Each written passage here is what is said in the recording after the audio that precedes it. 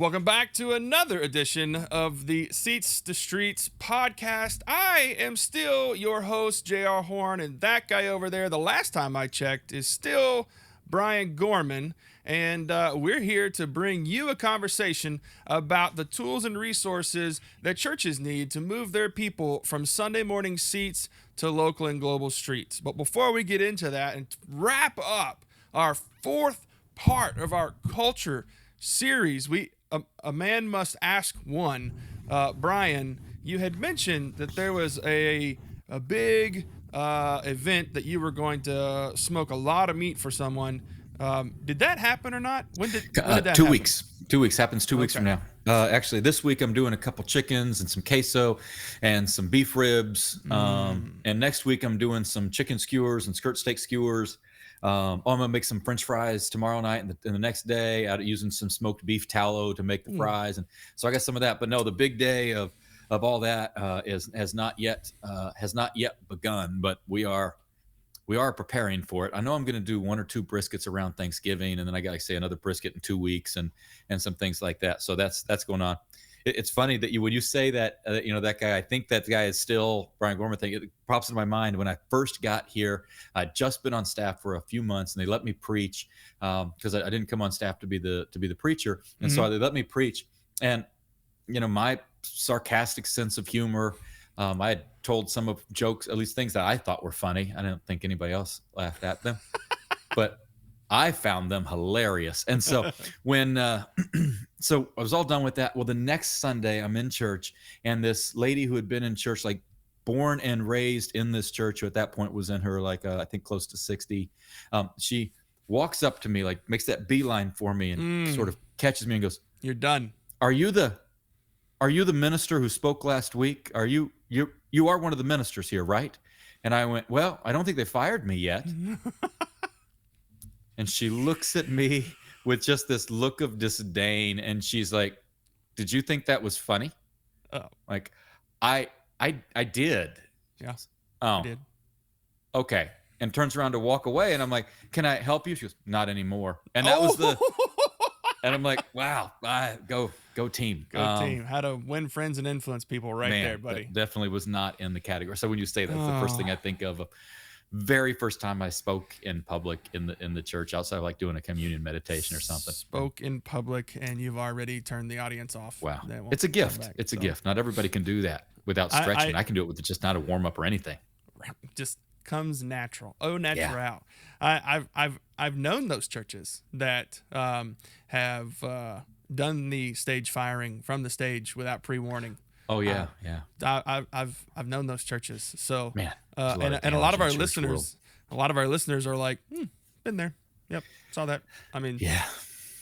that maybe we should do that on podcast episode. Maybe we'll just get a really dark episode of here's the brokenness of our world. Maybe next year's Halloween is we do spooky stories from church, and you have like missionaries who were just all of a sudden like completely cut, ministers who were fired from the stage while they were on the stage, and that would be, it's like, scary stories from church world. Brian, we like wouldn't the need idea. a whole year to compile stories, though. Oh no, it'd be pretty easy to get the stories. I'm just saying we'd have to wait for that season Oh man, it's a good thing. to be able It's to drop that in. It's a good thing. It's a lifelong endeavor and a lifelong calling. It's like, all right, this is what we're be. doing. This is what we're doing. Because So, I know, right, this is just the reality of what I know, and I am always so unbelievably grateful for First Christian here in Kenosha, because it is truly a church that looks at me and goes, "Wow, you are messed up, but we love that you're here," and has really just sort of acknowledged the strengths and weaknesses that I have, and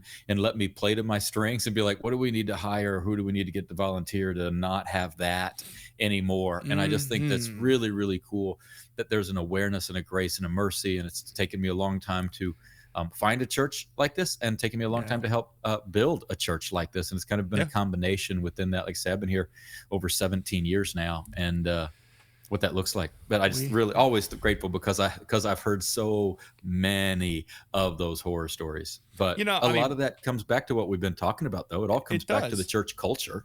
It does, and that really makes or breaks why ministers will stay for decades, or they'll stay for less than 3 years. Oh yeah. I mean, the average has barely moved since we were in college or before college to now. I mean, the average is still hovering around that 3 year mark for your student ministers, and 5 year mark for adult ministers, for lead ministers, or anybody doing adult discipleship. And even then, I mean, the 3 year mark is a stretch for Well, I youth was about to ministers say, too. when I was in college, the youth minister or student minister or teen or whatever title we're Right. going to give them was just over a year to a year and a half was I'm kind of being the average. So gracious. That's it's that's my it that's but my no, it has been going up. But additionally, what's interesting, and this is a whole nother topic for right. conversation, but while that's going up, the uh, the talent pool is going Uh, down. Like there's less of them available of whatever position you're looking for. mhm. And I think this isn't really part of what we have to talk about, but it is worth noting that as we talk about culture, one of the real things that churches that really begin to get the culture thing worked out is they will find it easier to find homegrown talent Mhm. and homegrown passion and homegrown calling. Like it Yes. used to be someone got a calling and then they went away from your church. Right. There's more of the ability to build them up from within, because that culture begins to swell within them and become part of who they are. And I just Mhm. think that's what has made the things we've talked about these last 3 sessions so important, and really, really high level. Mhm. But it's time for us to land some of Now, that plane, now which we're we'll do coming today.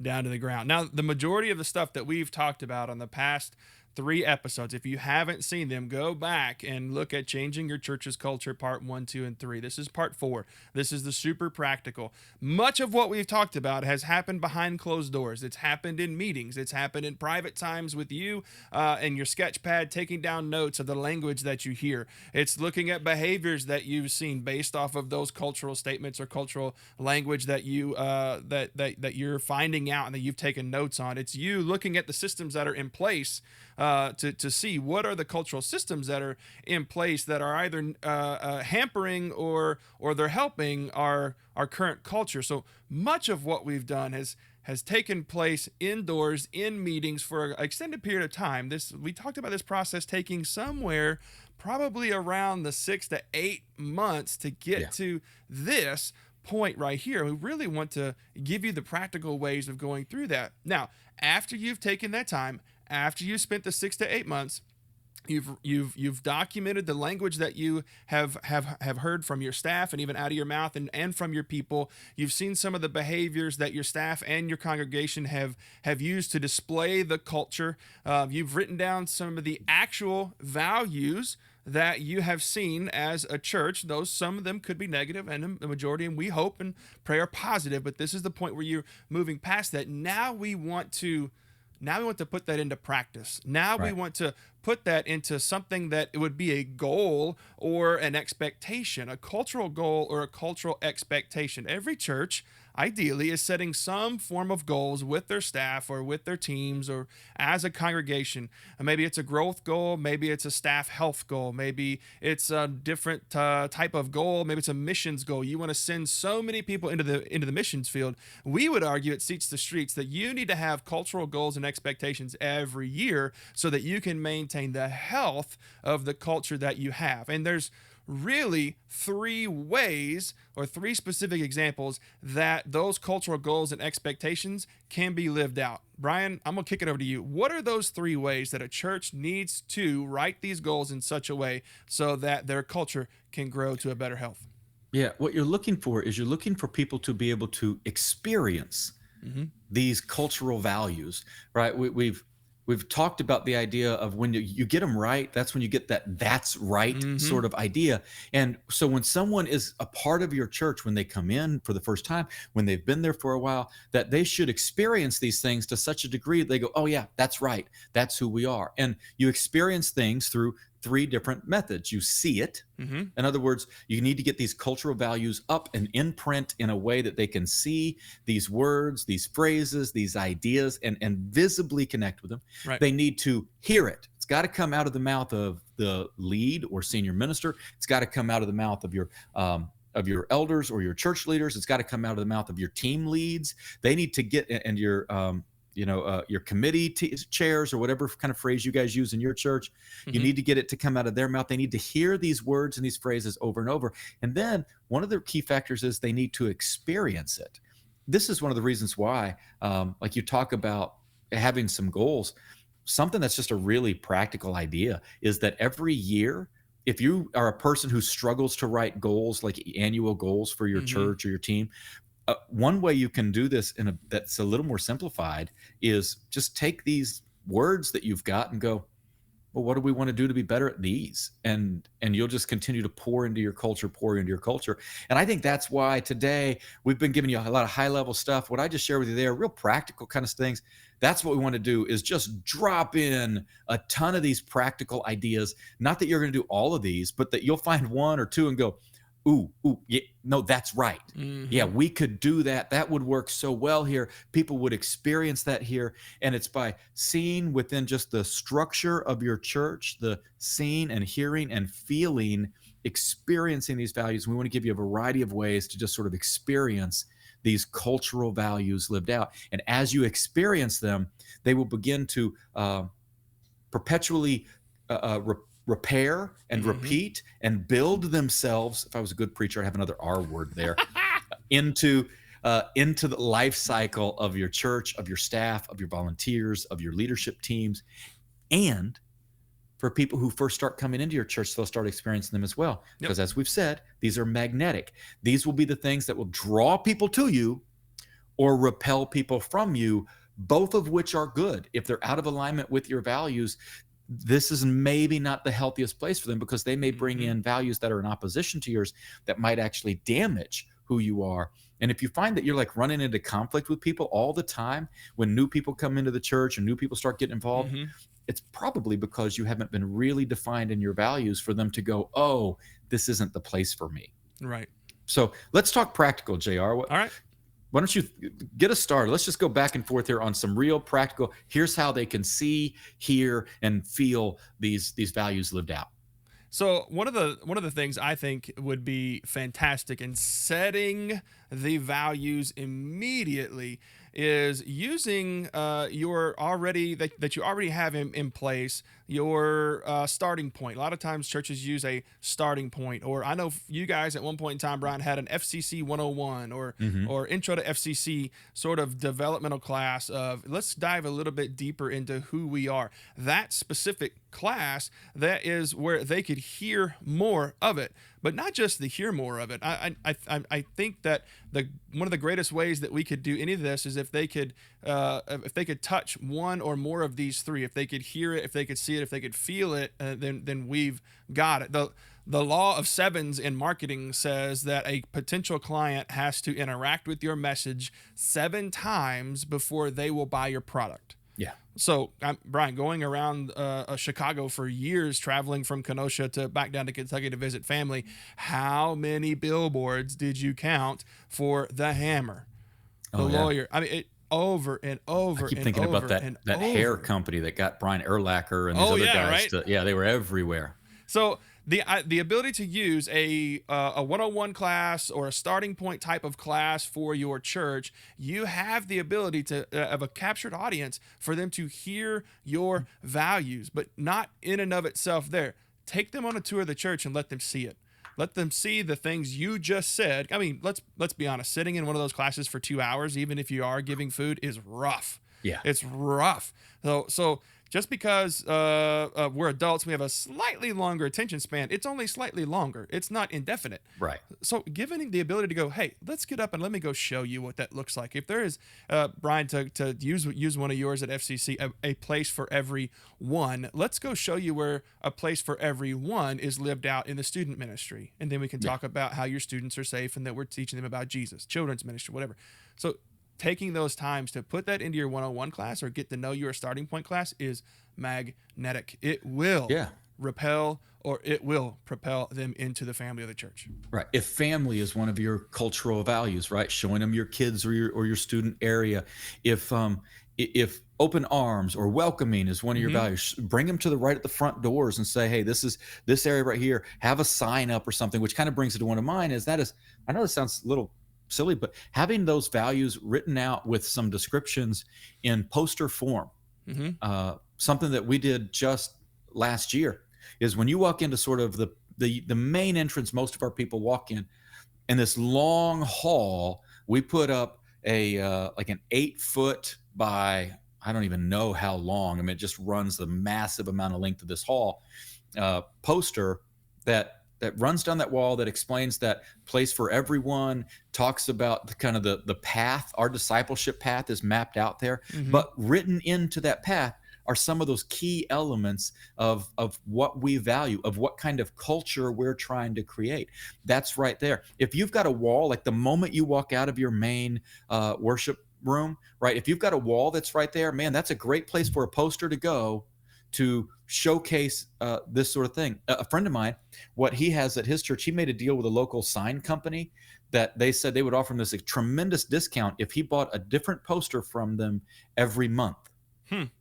And so he bought them all in vinyl so that he could repeat them year after year if he wanted to, but also get new ones made. So he can use those posters around his facility to be able to kind of continually showcase these different cultural things that are taking place. Just a cool way to do it. Posters make a big difference. I think that, I know it sounds silly, but getting big posters made, it's not that expensive. And have them made with each of your 5, get the right look on it and things like that. And there's people who can help you with all those. Yeah. So in trying to stay in the vein of touching multiple categories, the hear them, the see them, and the feel them, one of the low hanging fruits is to create a sermon series around it. Oh yeah, absolutely. Create a sermon series around it where you get to stand on stage, or someone from your staff gets to stand on stage and spend time preaching about these values as a family.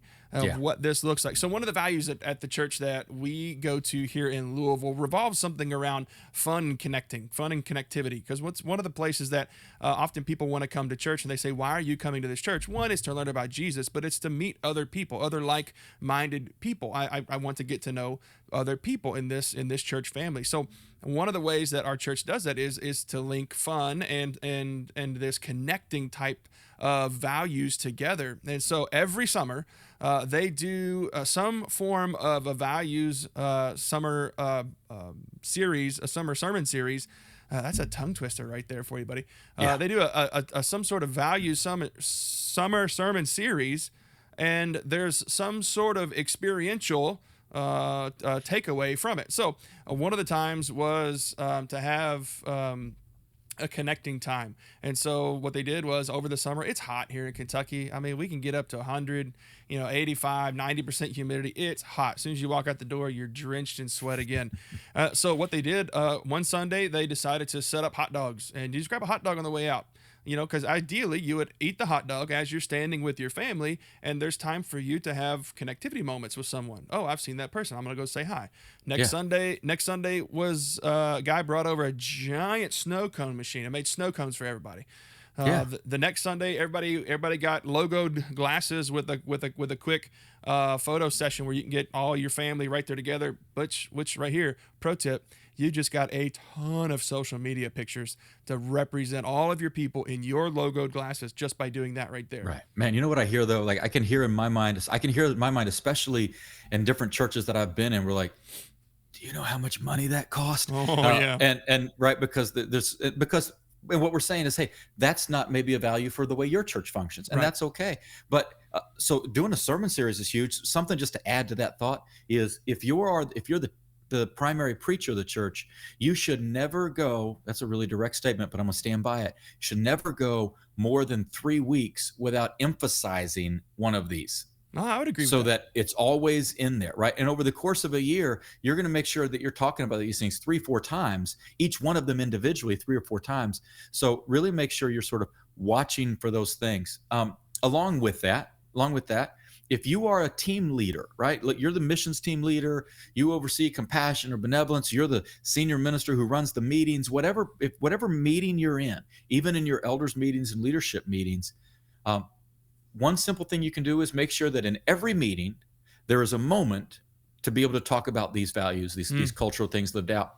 And so either by a very short, maybe 5-minute teaching, maybe being able to show, hey, here's how Jesus lived this one out, or this is the moment where God showed us this. A quick scripture on it is a good way to do it.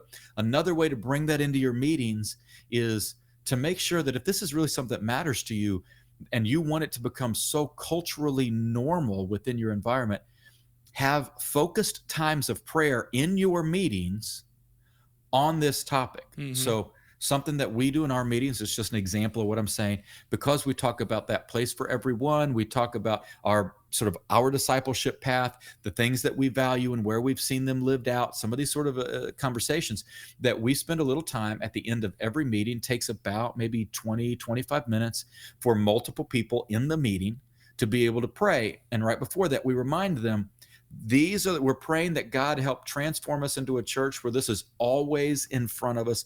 We want this to be his way to live it out. And I just kind of give a quick reminder of here's all the things we're about, so that we keep our prayer focused on that. Not that you don't want to pray for Sister Ethel and for Brother John and his hangnail. All that's fine. There's a time and a place for that. But from a leading perspective, we want to make sure our prayer is very focused on who God is asking us to become. Yeah, I agree. I agree with that. The spending intentional time and making sure that all the time that you've taken to create these values that are going to encourage and to bring people closer to Jesus are still in alignment and functioning, because that's what we've been called to do. Right. If we want it to permeate the church culture, it has to permeate our prayers as well, so that God's Spirit, which permeates the church, begins to make sure that this indwelling of him is there. Yeah. So, and you're going through this process, and you realize as you get through this process, when you get to the point where you have these statements and you have these values, the moment you get sick of saying them is the minute that it's just going to start take root in your family, in your church family. So as you're doing this, how can your church family hear those values from other church members' lips? It's one thing for you to know them and for you to say them, but when you get it from your church family, the congregation starts to speak them back to you. That's when you start to winning. That's when you start to win on this. So what does it look like for you to take your announcements, and instead of doing them from the stage, what if you videotape them during the week? Now, I know you might have to go find someone who's good at video editing, or even have the equipment. That's okay. Someone in your congregation should be able to help out and to do this, even with minimal time spent at all. But what can you do to take those people, your high capacity volunteers, give them those cultural value shirts, make up a shirt, make up some glasses, and to put them on a video where they can deliver your announcements, and to have that wordage and vernacular in the announcements so that other family members of your church are hearing your church family say those same words? Yeah. Man, that's a huge win right there. It's well worth all the effort that you would ever put into that, for sure. Yeah. So getting those things out where you got that videos, especially if you've got the merchandise to kind of go with it, right? I mean, we used to have wristbands that we did, bumper stickers, shirts that people would have, hats, whatever, those things, which gives your people an easy way to kind of share these values that will be magnetic within your community. Now, I want to talk let's talk HR for just a moment, because this matters too. Your values should be key in your hiring, your firing, and your reviews. So this is a real practical step. And then you can, I'm hoping from here, you kind of figure out how to expand it out into other environments. But part of our reviews, whether it be quarterly or annually, whichever one you guys do, take those values along with sort of definitions of what they look like, which you should have at this point, and make that sort of a primary criteria of your review, to be able to say, do they carry these things out? One practical way to do that, and it's really simple, but you as the leader have to be secure in this, to write out your value and your definition, and then you're asking a simple question. Do they do this? Is this one of their values as well? And it's a yes, a no, or a sometimes. And you give them a direct yes, no, sometimes. And the goal is to, over a period of time, make sure that your staff, make sure that other organizations you partner with, make sure that the people that you work with are yeses. The first few times may not be quite there yet, but as you keep going through and you keep challenging your people, hey, we need to get our no's to at least sometimes, and we need our sometimes to get to yeses, and you map those things out, one, two, three, four, five, six, however many you've got, and ask that simple question, that's where it's going to be hard. I don't deny that, right? You've got to be really willing to be honest and direct with someone. But if you want this to really be your culture, it needs to be the culture of your staff. Same thing when you go to hire. You want to be asking yourself some questions about, is this person fulfilling these things, by having some criteria that everyone who's involved in the hiring process is thinking off of the same thing. Hey guys, this is the list that matters to us culturally. We'll deal with the theology, we'll deal with the work ethic, we can work on all those things. But if they're out of alignment culturally, they're wrong, period. And that's where the answer is just going to be no. And sometimes this is where we got to be direct. Sometimes this is why you fire as well. You fire not just because you didn't like the work somebody did. You fire because they're the wrong person for your staff. And I've been told this before, when people are like, well, I was told I just wasn't the right person for my staff. Like, well, what does that mean? I don't know. Right. Well, of course you don't know. Your church never defined the values in such a way that they would say culturally you weren't right here. But if those values are defined and like, well, they value this and I value this, cool. We both know. Right. So Brian, one of the out of the three, the one thing that stands out to me is the visual part. The visual part of how can our people or anyone that comes into our church see these values in place, and we can immediately go to the print, things in print. That we can see them on the wall. One of the exercises I walk ministers through is I'll walk them outside and I'll say, okay, for a moment, you have lost your sense of hearing. You have lost your ability to hear. You cannot hear. Exercise. Right? You cannot hear anything. You can only take in with your eyes. Now let's walk back into your church and I'll ask a specific set of questions. In your foyer, can someone who cannot hear visually see that this is a place that is worships Jesus, or that this is a Christian place? And then we'll kind of look around and document the things that we see. We'll walk back into other places, walk back into the worship facility, the auditorium. If someone could only just take in with their eyes, what are we telling them? The adage is that a picture is worth 1,000 words is 100% true, and it plays out in so much in life that if we're not able to visually allow our people to see this, or that visual backs up our words and hearing things, that we're failing. Here's case in point. How many times, Brian, have we looked at a church's website, or we looked at values of a church and to say that we are a welcoming church, everyone is welcome, all are welcome here. And then when someone goes onto your website or your social medias and they can't find your address. Yeah. They don't know the address. They don't know the phone number. Can't get it. Don't even have the lead minister's name. Right. Don't even have it. It boggles me left and right. I go onto church websites on a weekly basis and I am blown away at these vision statements and mission statements of churches that we are a place for all people, and yet all people can't even get to your building. Right. They can't even make it there. Let alone when they walk in and want a cup of coffee because they're your guest and you want to treat them as guests. Do guests have full access to getting coffee or going to the bathroom and not even have to ask anyone how to do any of those too? Yeah. Man. So Our words aren't backing up. Our picture, our visual isn't backing up what churches are trying to say. Yeah. So let me add to that, and then I'll give you another one. So your social media, man, it's really easy because your website, your social media, just make it part of your social media strategy.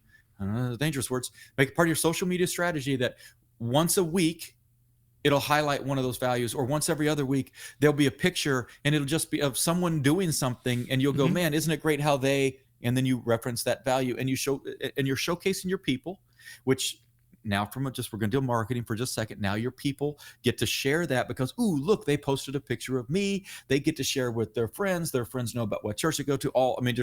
But make it about your values. Okay, so I'm going to give you, this will be my last one of the list. There's so many others we could talk about. That's good. Wrap us up, man. Wrap us up. Is I'm going to make an assumption, admittedly, that I know is not true. But hopefully your church has some form of leadership and volunteer training. How do you, if you get a new volunteer, what do they get shown and taught before they start serving in any capacity? So in our world, we have some different levels of commitment that people make, and at different levels of commitment, we're teaching you some different things based upon that level of commitment. Once you move past some of that introductory level, where the biggest thing we need to know at the introductory level in our church is a place for everyone who meets people where they are and moves them closer to Jesus. Mm-hmm. Once they start moving past that, we begin to put these values in place, these cultural expectations in place, so that all of our volunteers and all of our key leaders Mm-hmm. understand these, but gives us a chance to permeate those throughout the leadership, throughout the volunteers, because as that permeates the leadership and the volunteers, it will begin to be more and more just part of the culture of your church. So if it's not part of your training as to what it is to be a leader and how do leaders live this out, how do Mm-hmm. our volunteers live this out in practical ways within who they're trying to be as a church, that needs to be a key component in there. So I'd ask you, where are those in there? How are you showing these values so that they can help you live them out more? But make it part of your key training every time. Yep, absolutely. Couldn't echo that more, because once they understand it, then you can give them the authority to be able to train on new volunteers, and they're going to reproduce that and give that on down the line. Make that a part of that key training.